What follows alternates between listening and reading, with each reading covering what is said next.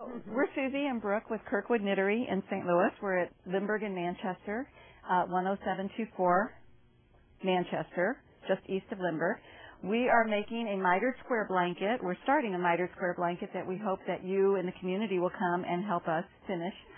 The blanket will ultimately be donated to the Learning Disabilities Association for their October 2nd event, where they can auction it off and raise money for their organization.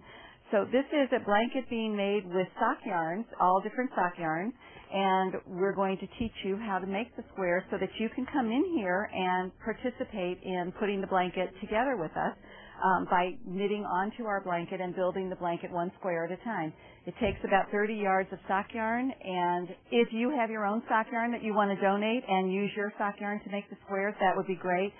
We need everybody to come into the shop because this blanket is basically built one square at a time by knitting onto the previous squares.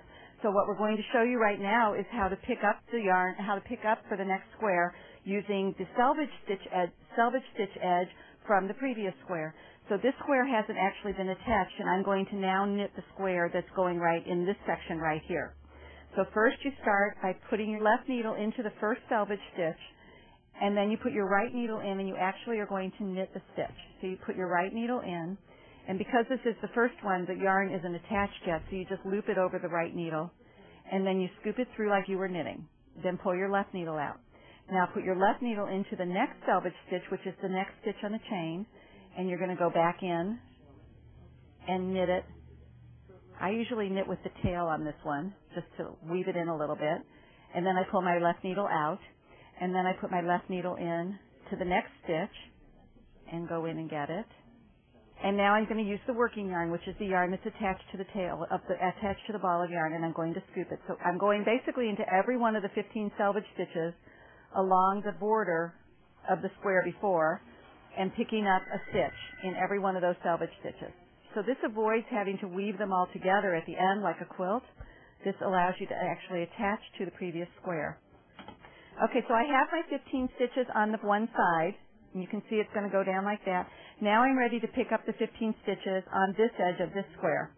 So now I'm going to go into this one, and I'm going to go into the first salvage stitch with my left needle, and I'm going to just continue on doing what I was doing, but now I'm going up the other 15 stitches on the side of the other square. And so I'm crossing over to the new square, and I'm going to do exactly the same thing, going in and out of each of the salvage stitches to get my 15 stitches picked up along this side. It's just so much fun. I really love doing mitered squares.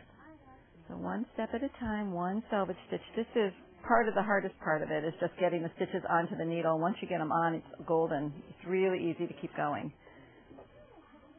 And anytime you come in, someone will be here available to help you. We're going to have a little journal, a little book, and after you've completed your square, you can sign your name, and we'll have those coordinated with what square you completed.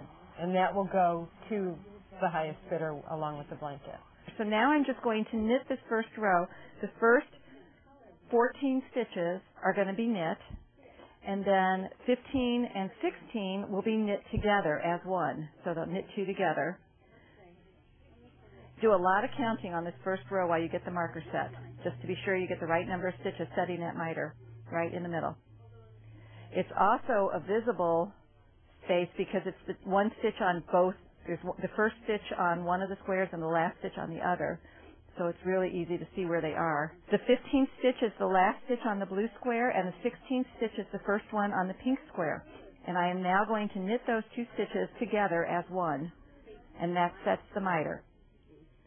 And then I'm going to place a marker on the right needle, and now I'm going to finish knitting across the row to the last stitch.